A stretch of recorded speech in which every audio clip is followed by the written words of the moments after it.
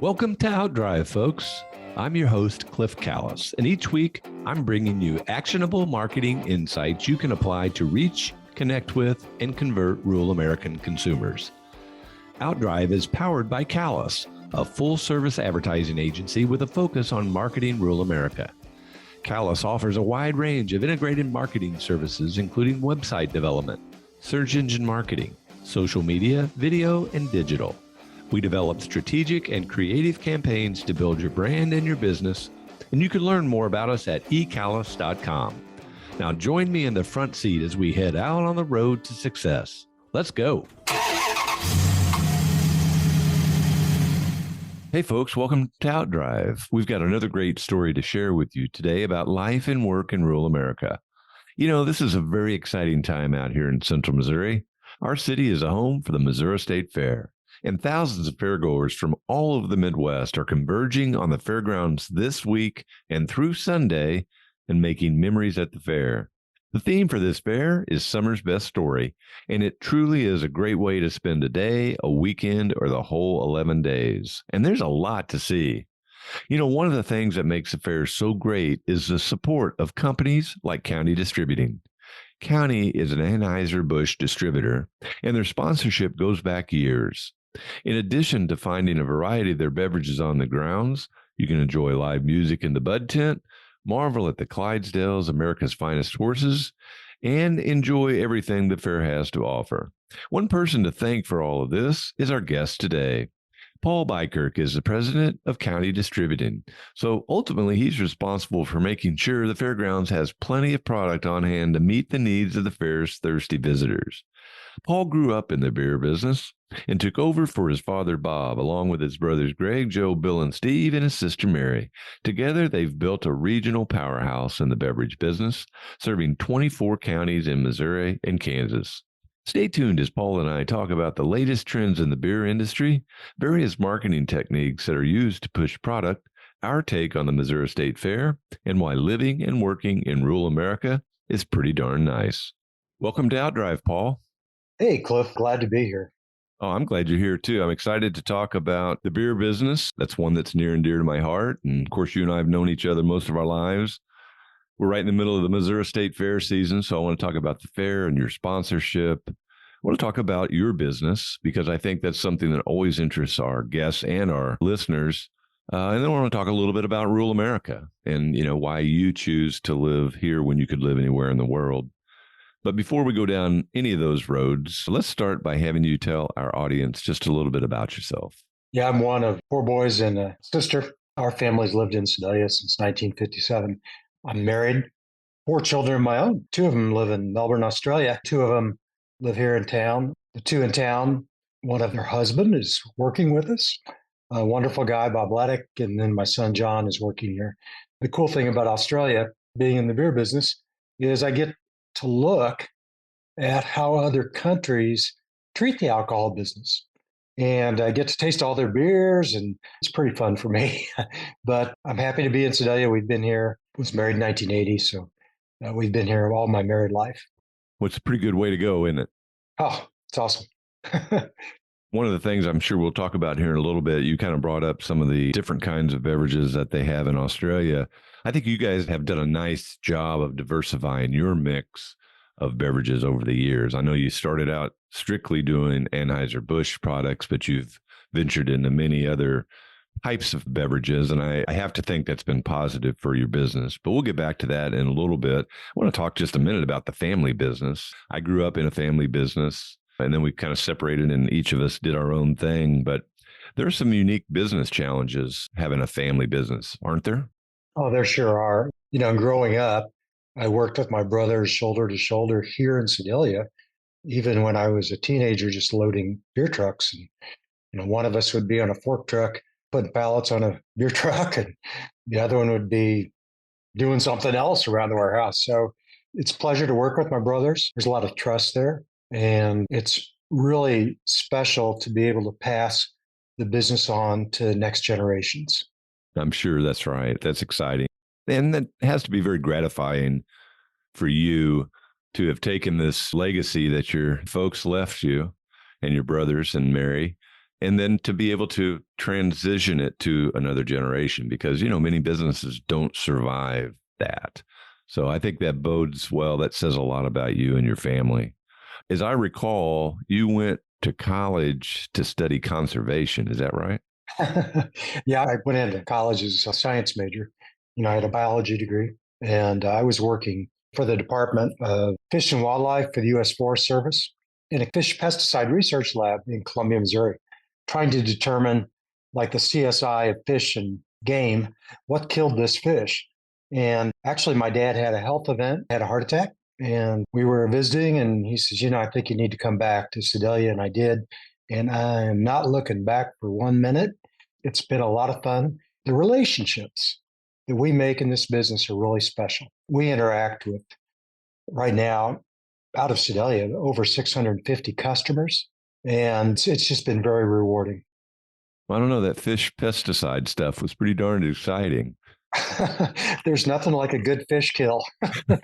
Not really. No. But you mentioned living here. What do you like about living in a small town like Sedalia, Missouri? Well, I think one of the cool things about Sedalia, and you hear a lot of people say this, and it probably could be true for Marshall, it could be true for Brunswick or Odessa or any of these towns, is you get to know people over time. They are very caring communities. You meet people from the East and West Coast, and they come to the Midwest, and they're just surprised how friendly people are. And it's not unusual to us, but I think we're a little more open and just we're happy, to make friends and happy to ask about people's lives. Yeah, I think it shows people care here. That's right. Well, let's get into talking a little bit about the beer business and the beverage business. Tell us about Canny Distributing. Well, we were established here in 1957 when there was a gentleman that felt the beer business was getting a little too complicated with Anheuser-Busch, and he gave AB a couple weeks' notice to find somebody. My dad was a route salesman for a meat company in St. Louis, and he and my grandfather jumped on a train, came to Sedalia on a one-page piece of paper. They ended up buying a business on West Fifth Street over by what used to be the Telus Hall Dairy. Now it's immediately south of the Convention Visitors Bureau, Katy Station. And there's just a concrete pad there. And it was about 1,000 or 1,100 square foot concrete pad. Since then, we've grown through 5 different buildings. Now we're north of Sedalia on Eagleview Drive. It just shows that we are horrible planners for buildings if you have to do 5 of them. But it's kind of interesting because, Cliff, in 1957, Anheuser-Busch was not the biggest brewer in the United States. Can you imagine who it was? Was it Schlitz? Yeah, Joseph Schlitz Brewing. And Anheuser-Busch was a little bit of a distant second. And then there was another brewing company just beyond AB called Ballantine. And I believe that was Carling Black Label was their big beer back then. So the beer and Miller Coors was like number 10, or actually Miller Brewing Company was number 10. Coors was way below that. But the brewing environment has changed. Seen a lot of changes over those years, but that's how we got started. Somebody wanted to get out of the business. My dad was a young man, moved to Sedalia with the family, and we got going.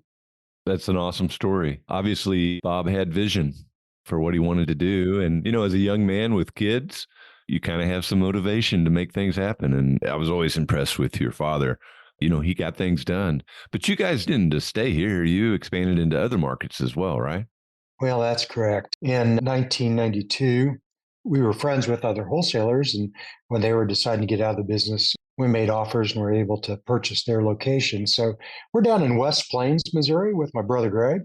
And in 2000, we bought a place in Pittsburgh, Kansas, home of the Gorillas and from Pitt State. And my brother Steve works there. So combined, oh, geez, we probably cover 25 counties across both Missouri and 4 of them in Kansas. So, how do you spend your time? What's your role today? Well, Sedalia is our largest operation. It requires the most hands on time, but I am the head of all the locations. My brothers are presidents of their individual locations, but I'm still the head of the board. But, most of my responsibilities are just overseeing the issues going on at each location and making sure that the people we have are well trained to do great jobs for our customers because we sell not directly to consumers, but we're taking beer to the back door of grocery stores and convenience stores and bars. And we have a pretty complex environment because we have about 560 brands of liquid that we take to people. And there are over 1,000 different items that we stock. So training is a big part of it. You have to know what you have, what fits well with certain consumers, what's going to help our retailers make money. So training is a really big deal. And also just strategic direction if the business intends to grow even more. Well, I had no idea you had so many SKUs and so many brands. That's amazing. Is that sort of one of the trends in the beverage business, in the beer business? We used to call ourselves a beer distributor, which we primarily are, but now we're a beverage distributor because we have picked up a lot of non alcoholic products like energy drinks. A lot of viewers are familiar with caffeinated beverage called Black Rifle. They have a line of coffees that are caffeinated. In the past, we've sold Monster energy drink, Bang energy drink. Our primary energy drink is Ghost, along with Alani. Alani is an energy drink that is tailored a little more to the feminine consumer. So we do bottled waters from Nestle. We also do shelf stable milk from Nesquik. So quite a variety of products. So, as I think about your marketing channels, you have a lot of different people that you're competing with. I mean, it's not just the other beer companies, it's Pepsi, it's Coke, it's all the other brands of every other beverage item that you offer. How do you break that market down, like with your marketing? I mean, I know Anheuser-Busch, they provide national advertising in so many different ways on their brands, but how are you guys able to market all your products to the consumer, or do you rely on the individual brands to do that? That's a really good question. And I think one of the ways to look at it is our retailers only have so much space in their stores. And if it's a convenience store, they might have 4 doors devoted to beer. They might have a door and a half devoted to water.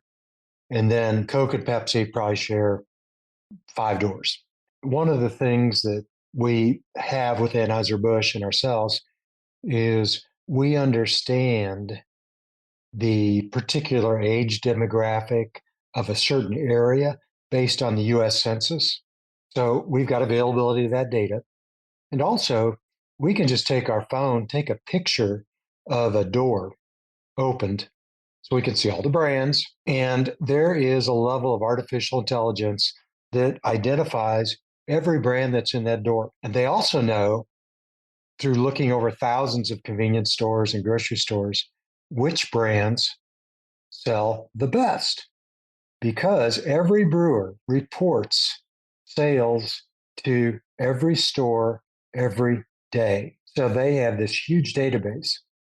So it all mixes together, and we have a recommended set of brands and also sizes of brands that might serve our retailers best. So the first thing we do is we put the right set of products in a retailer store that we think is going to help them generate the most profit. But second of all, we do have background marketing that we do on Facebook with different ads. And we're really involved in local communities. So anytime we do an event, we like to publicize it, invite people, have them join in our event. And we sponsor quite a few things throughout the year. Well, I have to think that signing is very important as well. And I think I know you have your own sign company as well. That has to be very complementary to your beverage business. Yes, it is. We have some really large format printers. that we can deliver excellent quality imaging to people. And we do that for people outside of our business. We do quite a bit of work with the Missouri State Fair for their concert schedules and also some for signage around the fair. That's just one of many customers. We do signage for colleges and for businesses around Sedalia in the community. And it also gives us flexibility to use imagery of events that our beers get behind.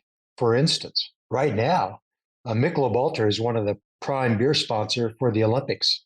So if you go out into stores right now, you're going to see displays of Michelob Ultra, and it's going to have Olympic themed displays.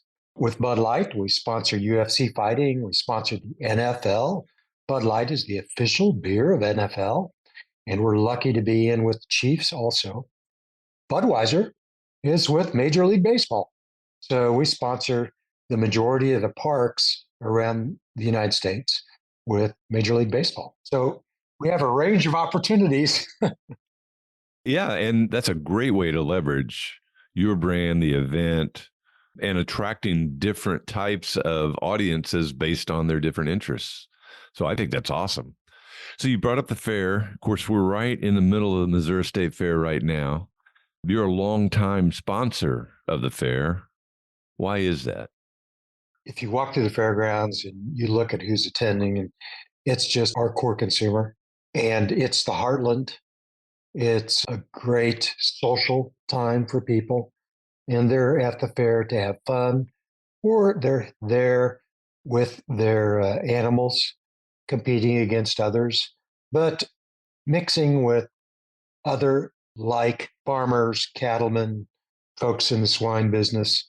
It's just a great community event, and it's something we've always wanted to be a part of.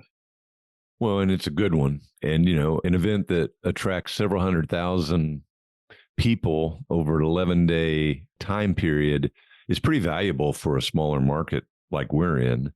Well, what kind of things do you do at the fair to maximize your sponsorship or to maximize the event itself? Well, number one, there are a number of different concessionaires that offer beer. There's probably 7 or 8 locations where folks can sit, enjoy music. So, we provide all those concessionaires with whatever they'd like to purchase. All the beer on the fairgrounds is draft beer. So that requires a special expertise in pouring. So there's not a lot of waste. So we service them with that. But the other thing is we have the bud tent, which Anheuser-Busch, we do not, nor does Anheuser-Busch do the concessions in the bud tent. There's an independent concessionaire under there. But Anheuser-Busch and County Distributing pay the Missouri State Fair marketing fee. And in rewards for the marketing fee, we get to put some imagery on the grandstand, speaker scripts. We do that with Bush Light Country Concert screen. And also, we're known for the Bud Tent or the Budweiser stage, as some people call it. So each concessionaire has the ability to put any beers on tap they want. And we're just really proud that we have a lot of good relationships with people over the years that they can count on us for those 10 days that we're going to take care of them.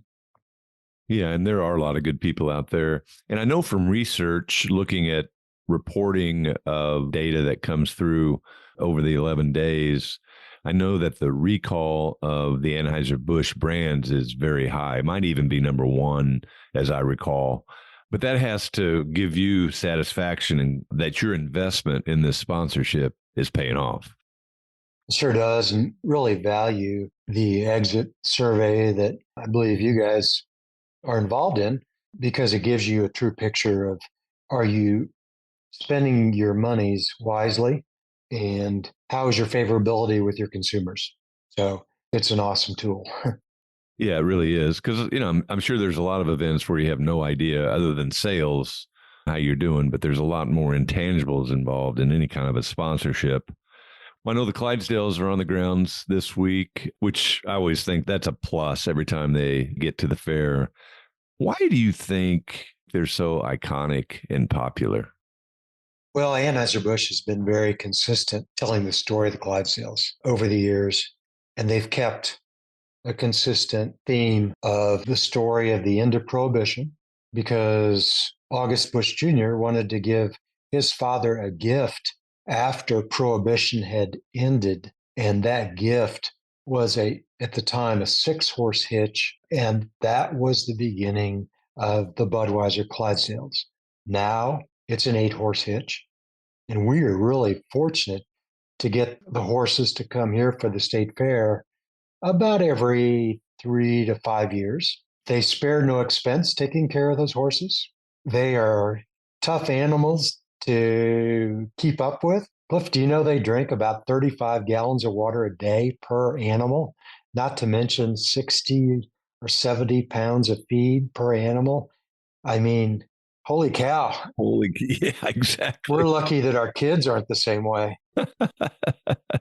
Well, they're such a nice part of the fair. And, I think, gosh, anybody just watching them do their thing just kind of almost gives you goosebumps. I mean, it's that tingling of a feeling for me.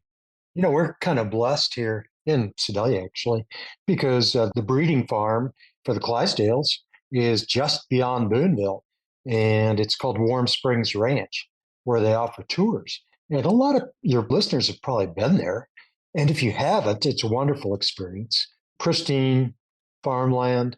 And they also talk about how they birth Clydesdales there, how they are looking for certain markings to be on the Clydesdale team, and how they train them to be gentle giants to where they handle well in crowds and they handle well around people. During the Christmas holidays, they have a special program where it's just pretty cool to take the family up and listen to Christmas music, lights. It's a wonderful tour through the stables there if folks can make it by. I'm glad you mentioned that. And for people looking ahead to the holiday season, or really any time, get that on your calendar because that really is pretty cool. Now, I know you're also involved in Folds of Honor. How did that come about? Well, actually, we have been partners with Folds of Honor for over 14 years. There was a gentleman that was a retired fighter pilot, Lieutenant Colonel Dan Rudy, and he saw a need for families of airmen, families of military service, for their kids to have scholarships if something had happened to them in the line of duty. So he started a scholarship program. And as he knew for it to be big, he had to go to somebody larger than the local town he was in. So he went to Anheuser-Busch and asked them if they would support such a program. So we have been involved with the Budweiser brand and Folds of Honor for 14 years. And I believe they have, over the years, had granted over 52,000 educational scholarships to families of these fallen soldiers. And also now they have responded to first responders, folks who are firefighters, policemen. They've enlarged the program to include not only military, but also first responders. Couldn't be happier. Thanks for asking about that. Yeah, well, thanks for your support of that program. And one of the neat kind of newer traditions that they started at the fair is a flag ceremony every day honoring a veteran. And it's so well attended. It's warming to the heart. It really is. Out here in the heartland, we pay attention to that. We appreciate that. We recognize what a sacrifice those folks are making or have made for our country. And that's important. So I appreciate that you guys are involved in that. And I'm very proud of the fair for creating that new tradition as well. Well, let's just talk a little bit about your participation at the fair on a personal level. Having lived here most of your life, you've been to the fair once or twice. It's not your first rodeo. What are some of your favorite traditions during the fair? Actually, as you move through life and you go through different stages, when my kids were young, loved to walk through the barns and see the variety of animals. And the cool thing there is it's so easy to talk to folks, the exhibitors who have brought their animals in to show. And they're so welcoming especially to young kids. We have a trove of pictures. If it's over in the Charlet barn, where our little 5-year-olds or 4-year-olds are standing next to that monstrous Charlet cow in the hay. I mean, it's just really cool to walk through the barns. And now that I'm older and have grandkids, we're doing the same thing. And you get a great appreciation for the backbone of America, which I believe is really the ag business. And that's the heartland that we service. So I kind of see it as a little great experience to mix with folks whose work ethic is so great and brings such a rich life to not only the American people, but to people worldwide. Yeah, I agree. As I think about going through the barns, because we do that too, I love that part of the fair. I think it's actually one of the fair's best kept secrets. And it's not that it's really secret, but you have so many other, I guess, competing activities going on, whether it's the grandstand or it's the free shows or it's the exhibitions or it's the Midway or it's the Clydesdales. There are so many different variety of attractions at the fair that, sometimes those walk through the barns kind of get lost in the shuffle. What do you think are other best kept secrets of the fair? You have any that, like another one for me is breakfast at the fair. And I talked with Jason Moore about this the other day. I think that's a really great time to be on the fairgrounds. It is so completely different than being there when it's 8 o'clock at night and the fairgrounds are packed. It's quiet. It's cooler. It's quieter. You can have a nice breakfast, nice country breakfast, and really see the fair from a completely different perspective. Oh, yeah, that's absolutely true. It's quieter. You can sit down with people who work there. They can talk about some of their experiences over the last 24 hours. And you also have a lot of dedicated civilians that work with civic clubs in some of these breakfast areas, like the Shrine Club. They have a nice little, I think it's a 24-hour food and beverage service. They don't sell beer, which is fine, but it's great to sit on one of those stools and look across and talk to different people. And you're absolutely right. It is a cool experience. There's lots of traditions like that. And I think that's one of the neat things about the fair is the traditions continue, and yet there are new things every year, which attracts people back. Is the marketing campaign that you do for the fair to tie into all the different vendors and activities, is that a year-round process? How do you approach that? Well, it is in the fact that if we're wanting to try to get the Clydesdales in for a particular year, we do have to start about a year out with our request because of the demand for their presence in different communities. That's the case, but we probably start our visits with our retailers in June, kind of getting a plan together so we know what they might be doing different. And beer does not appear to us overnight. It's something we have to forecast and let the brewers know what we are thinking of selling during that 10-day period. Because we handle a number of craft breweries in places like the Wine Tent at the State Fair and also at the Roadhouse. And they have taps for KC Beer, which is a German brewer out of Kansas City, and also Bee's Knees, which is a small craft brewer out of Versailles, Missouri, that we handle, and their beers are available in the wine tent. So we have to figure out what brand they want to carry, and we do tastings with the retailers so they can taste some of the new recipes that are out there. So it's kind of fun to get going in June. Yeah. Well, I think most people probably just see the beer there, see the beverages there, and they don't think about everything that goes into getting them there. And it is quite a complicated process, very detail oriented. You want to make sure it's there on time, there when it's needed. You don't want to run out. I know that there's a lot that goes into that. The grandstand, people don't realize how that can be a tough place to work as a concessionaire. All your equipment has to work when those consumers want their hot dogs, their popcorn, their cold beer. Because with draft beer, If it's not cold, it dispenses foamy. And you don't want 7,000 people wanting a beer when it's foamy. No. So the concessionaire, invests quite a bit of money in their equipment to make sure it performs well during that 2 hour or 3 hour sequence when they either make it or break it. So there is a little drama there. We're challenged in August with some days that are over 100 degrees, and that is a big challenge for refrigeration equipment. Our concessionaires, by and large, have to invest quite a bit of money in making sure they're ready to deliver and it's going to work in pretty extreme circumstances. We don't always think about that though. No. Well, there again, good marketing comes down to good planning and executing on the details and paying attention and sometimes having to kind of shake and bake and evolve to meet changing conditions. And you guys do a great job of that. As we wrap up today, Paul, the focus of our podcast is marketing to rural America. And certainly marketing has been a thread through our entire conversation today. And I appreciate us taking that route. But when I say the words rural America to you, because they mean different things to different people, what do they mean to you?